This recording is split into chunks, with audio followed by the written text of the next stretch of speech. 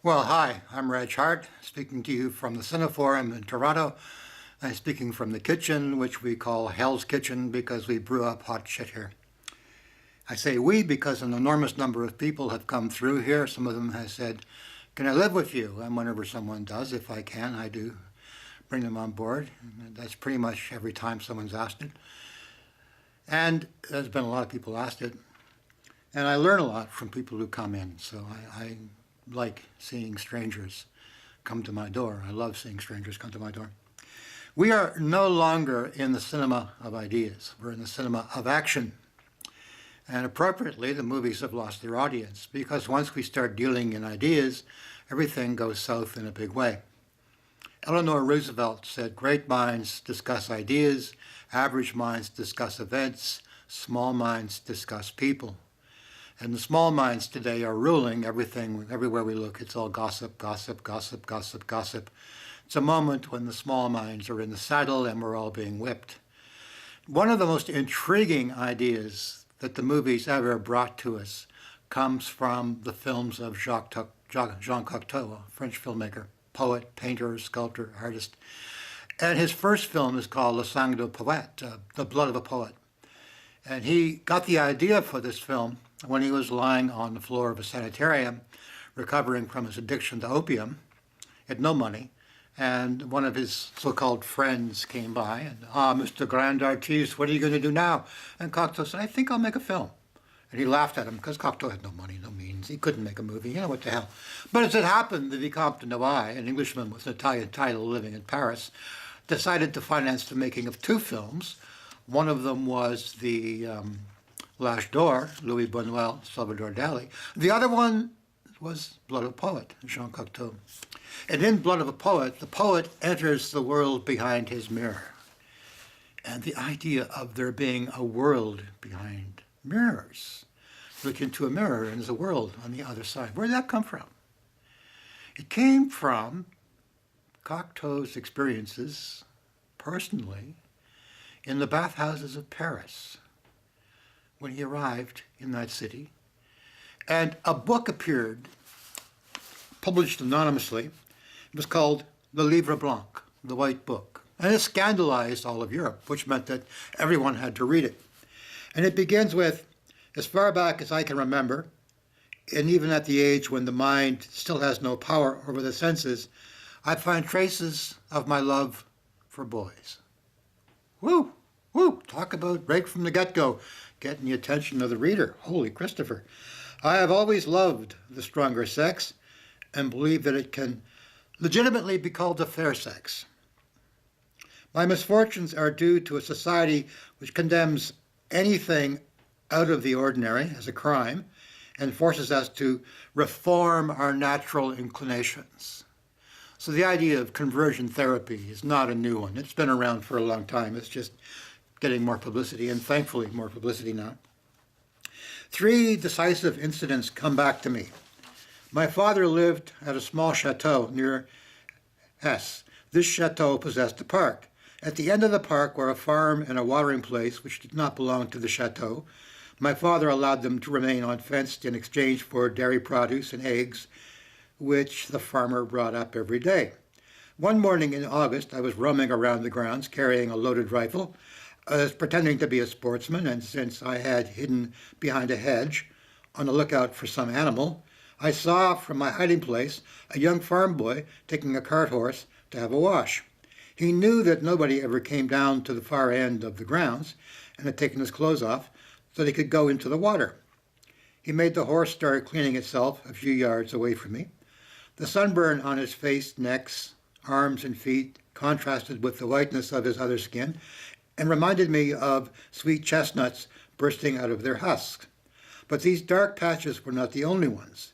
My attention was attracted by another, and in its midst was an enigma visible in all its detail. My ears buzzed, my face flushed, my legs felt weak. My heart pounded as though I had committed a murder. Without realizing it, I fainted, and was only found after a search lasting 4 hours. Once I had recovered, I instinctively took care not to reveal the cause of my weakness, and at the risk of appearing ridiculous, I said that a hare had rushed out from the thick clumps of trees and startled me.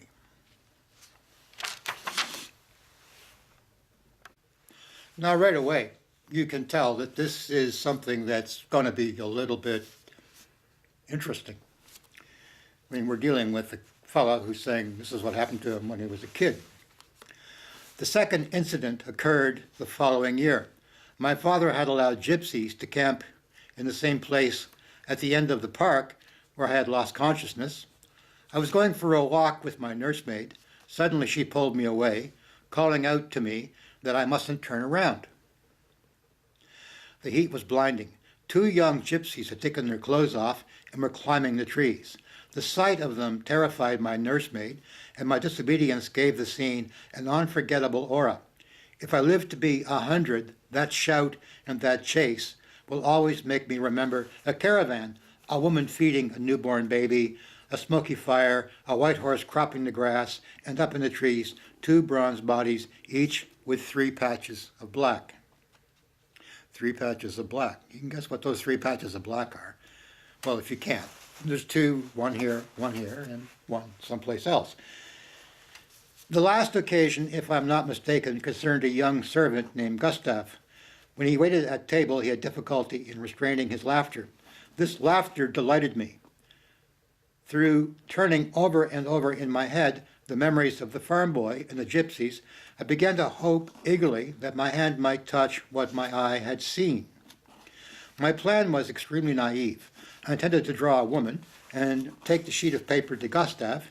I would make him laugh, encourage him, and ask if I could touch the mystery whose existence I saw in my imagination while he waited at table beneath a significant bulge in his trousers. My nursemaid was the only woman I had ever seen in her shift, and I believe that artists invented women with firm breasts, whereas in reality they were all flabby. My drawing was realistic. Gustav burst out laughing, asked me who my model was, and I, taking advantage of the fact that he was shaking, went straight to the point with inconceivable audacity. He repulsed me, went away very red, pulled my ears, alleging that I was tickling him, and desperately afraid of losing his job, led me to the door. A few days later, he stole some wine, and my father dismissed him. I interceded. I wept, but all in vain. I went to the station with Gustav, who was carrying an Aunt Sally game, which I had given him for his little son, whose photograph he often used to show me. My mother had died giving birth to me, and I had always lived alone with my father, a sad and charming man. His sadness preceded the loss of his wife. Even when contented, he had been sad, and this is why I sought reasons for a sadness which lay deeper than his bereavement. Pederast knows pederast as Jew knows Jew. They sense each other beneath the mask, and I undertake to discover between them the lines of the most innocent books. This passion is less simple than moralists might suppose, for just as pederastic women exist, women who look like lesbians but seek out men in the same special way that men do, there exist pederasts who are unaware of their own nature and live to the end of their days in a state of uneasiness which they ascribe to poor health or a jealous nature. I've always believed that my father was too much like me to differ on this major point. He was no doubt unaware of his inclination, and instead of pursuing it, he strenuously followed another without knowing what made his life so unbearable. His tastes were revealed to me by odd phrases, his way of walking, and endless details about his person. But if he had ever discovered them, or found the opportunity to develop them, he would have been astonished. At the period, people killed themselves for less, but no, he lived in ignorance of himself and accepted his burden. Killed themselves for less. You know, I mean, we're talking heavy stuff here. This is the root of ideas in the cinema of Jean Cocteau, in the life, in the paintings, in the poetry, in all the work of Jean Cocteau. The beginning of the ideas lie here, at the very beginning. We're now conducting an archaeology examination. We're going to dig deep and deep and deep and deep. And if we get to something that frightens us, we're not going to stop. We're going to keep digging until we finally get to the bottom. And when you start digging into the past, into yesterday, into the ground, often we see things that are frightening. And why are they frightening? Because they go against what we've been taught to believe is true. That's why they're frightening. The French thinker Montesquieu said we get 3 educations. The The first is from our parents, second is from our schoolmasters, the third is from life, and the last makes liars of the first two. And the reason is that the first two teach the ideal, the fancied, the imaginary, the way things ought to be. And life, of course, is not to be fancied. It is to be embraced. I went into the fourth form at the Lycée Cron Doré, where our senses were awakening in uncontrolled fashion, growing like weeds. Nothing but pockets with holes in them and soiled handkerchiefs. The art class in particular emboldened the boys because they were concealed by a wall of papers. Sometimes during an ordinary class, a sarcastic teacher would suddenly question a boy who was on the point of an orgasm. The boy would stand up, his cheeks burning, and stammer out whatever came into his head while trying to turn a dictionary into a fig leaf. Our laughter made him even more embarrassed. The classroom smelt of gas, chalk, and sperm. This combination nauseated me. I should add that what seemed a vice to the other boys did not seem so to me, or to be more precise, since it was the cheap parody of a type of love that my instinct respected, I appeared to be the only one to disapprove of this state of affairs. This led to endless sarcastic remarks and attacks on what my comrades regarded as prudery. But the Lycée Condorcet was a day school. These practices did not go as far as love affairs. They hardly went beyond the limits of clandestine play.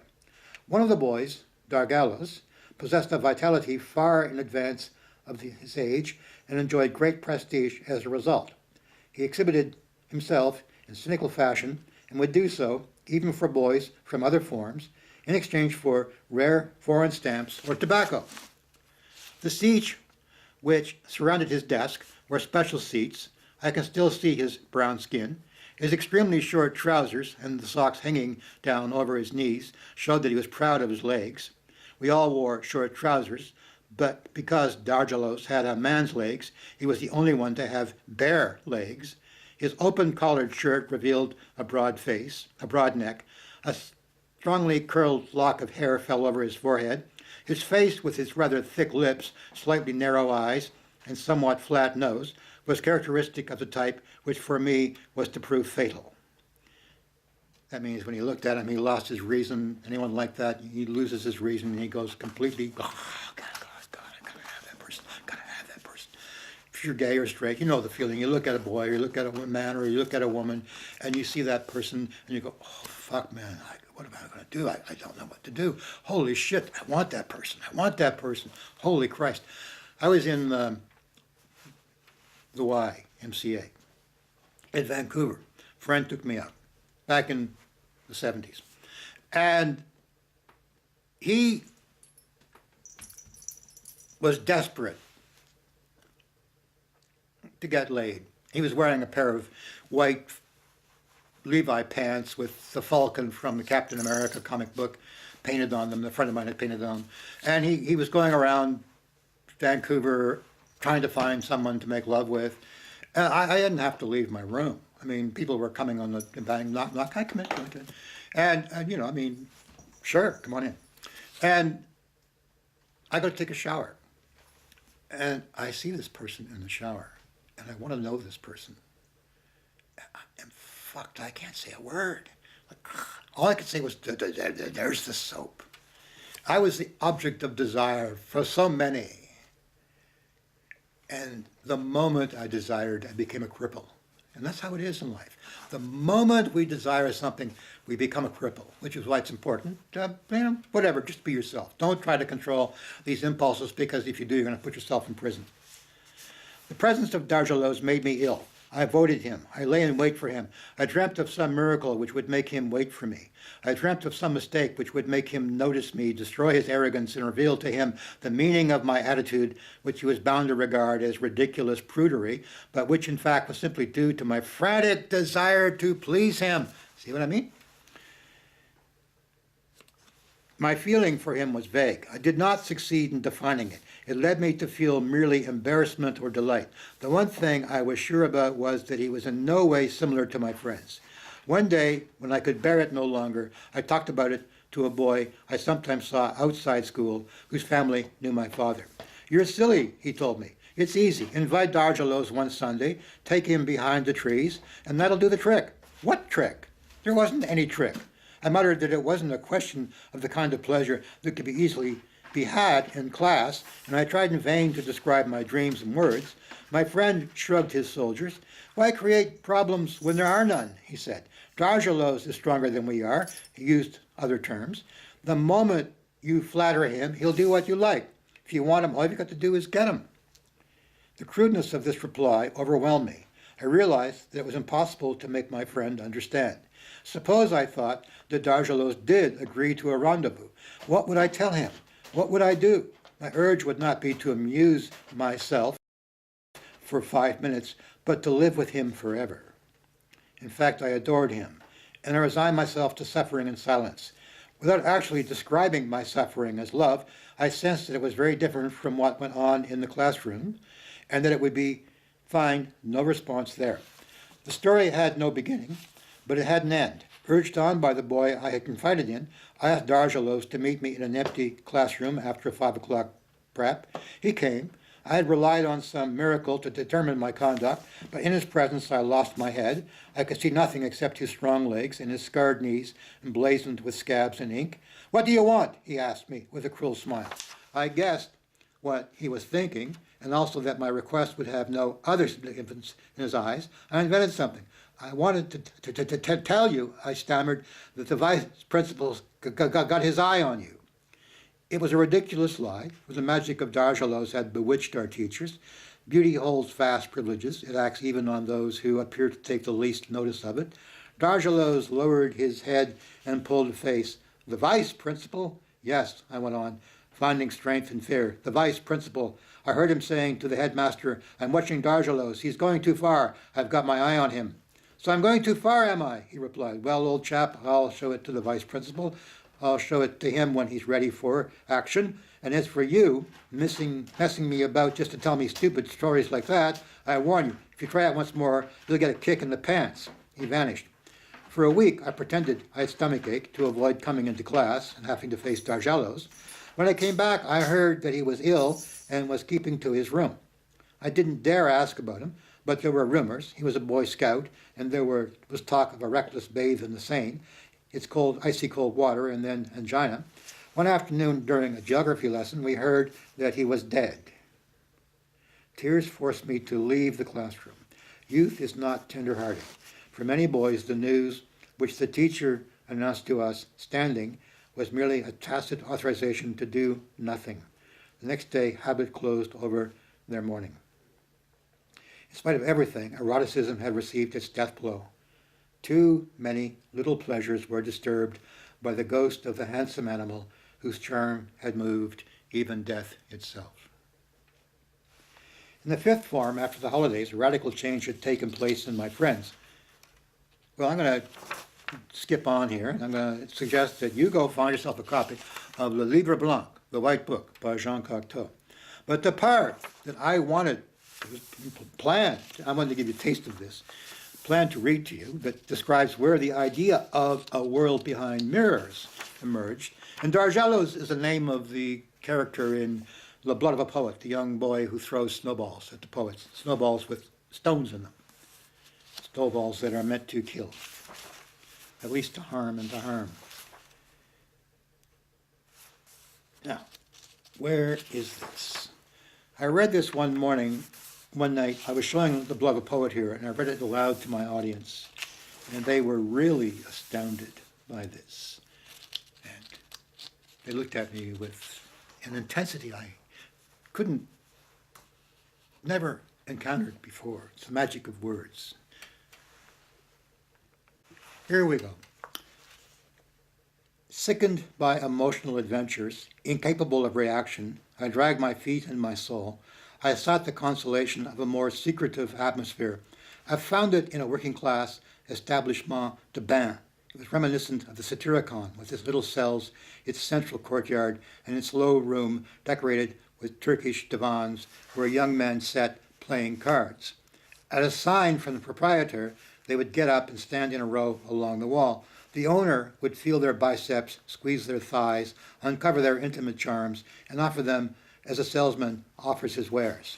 The clients were sure of their tastes, quick and discreet.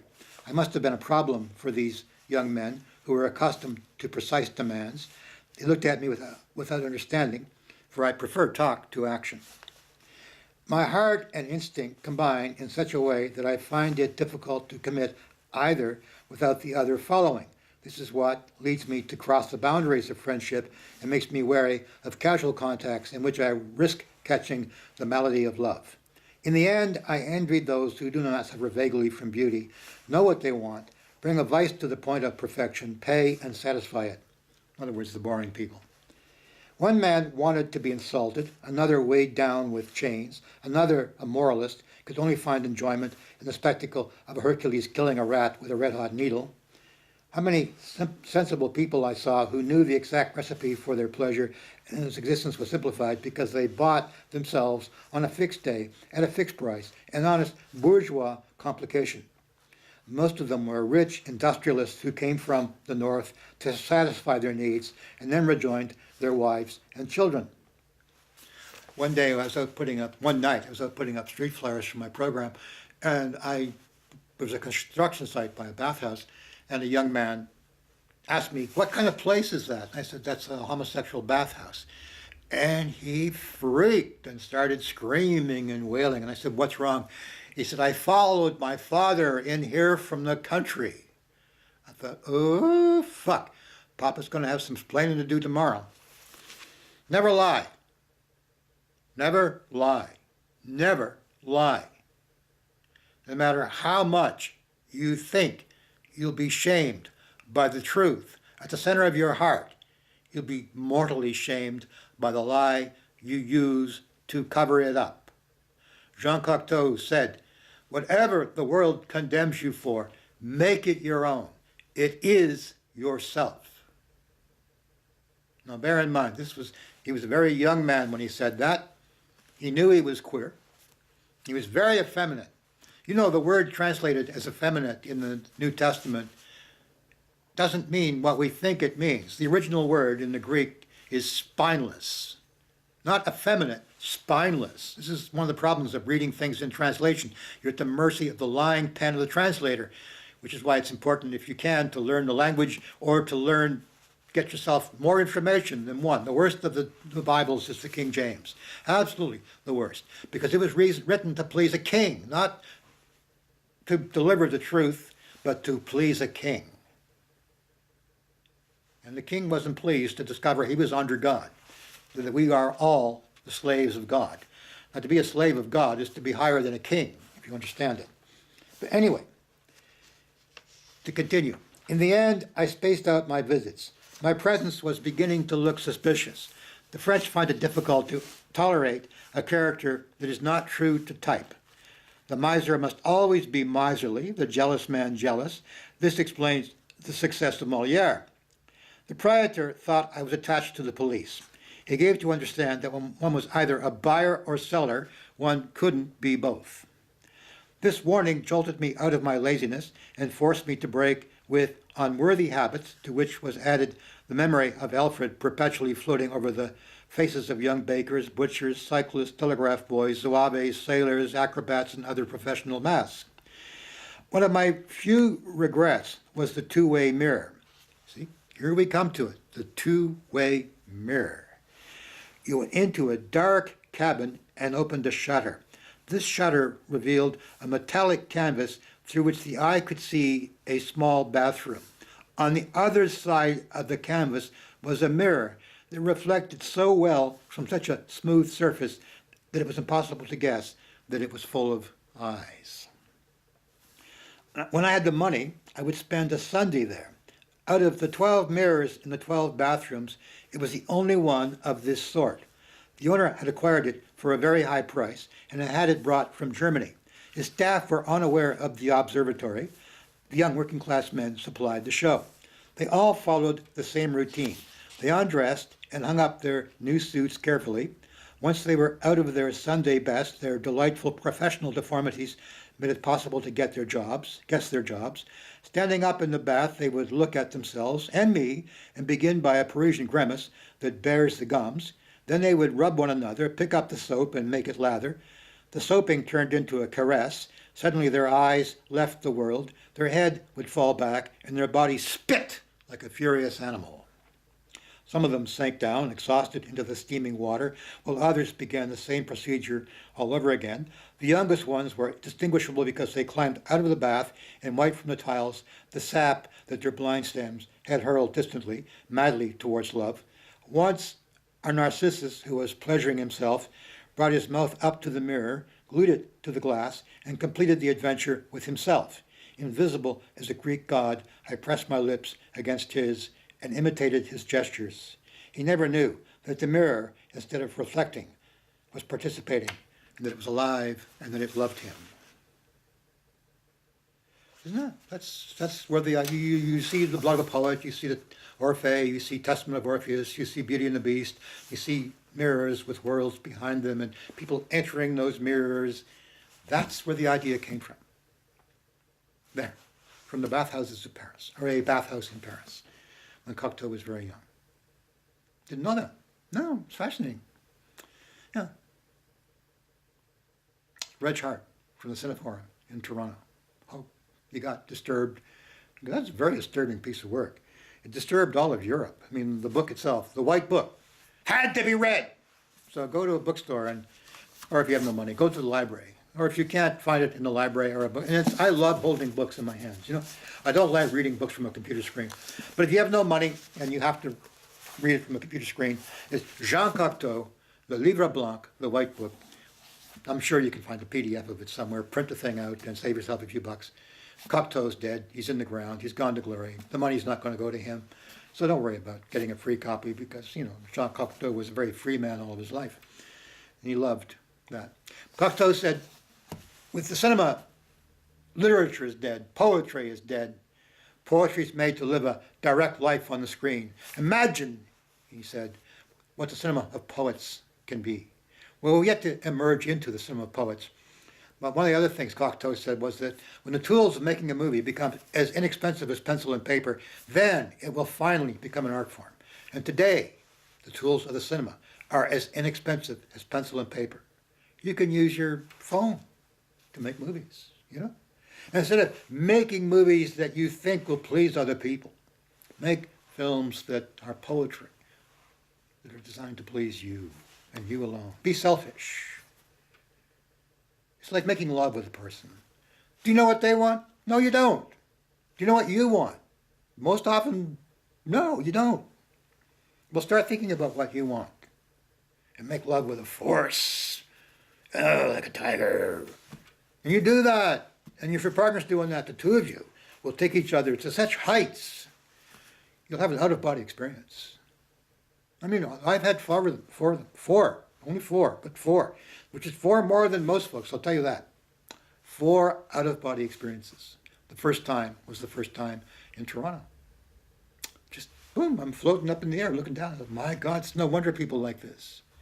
Wow, this is so incredible. I had no idea. I mean, you read about it, but then you do it. And it's like, holy shit, man, everything I read is bullshit. Well, that's the point. Most about everything that we read is bullshit. It's experience that counts. Experience is the only teacher. Cocteau is the greatest filmmaker of his time because he's the only one who explored the inner self, the honesty, the truth that the world condemns. That's your truth. That's my truth. It doesn't necessarily mean that you're homosexual. It means that you are who you are. And if you have to lie, the price is too high. Don't pay it.